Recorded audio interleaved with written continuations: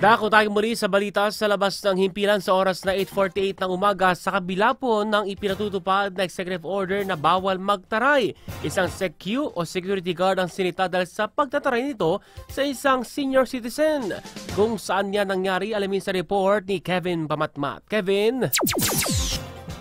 Isang security guard ng Laguna Medical Center sa bayan ng Santa Cruz ang inireklamo ng isang senior citizen sa tanggapan mismo ni Governor Sol Aragones. Dahil ito sa ginawang pagtataray makaraang manghiram lamang ng upuan sa SecQ. Marami na umanong sinabi ito hanggang may umiyak pa sa sobrang higpit nito. Agad namang pinatawag ang security guard at senior citizen upang magharap sila sa tanggapan ng gobernador. Dito umamin sa pagkakamali ang SecQ habang nagpakumbaba at humingi ng tawad ito sa kanyang nagawa. Ayon naman kay Governor Aragones, umayos kayo sa pakikipag-usap sa mga pasyente.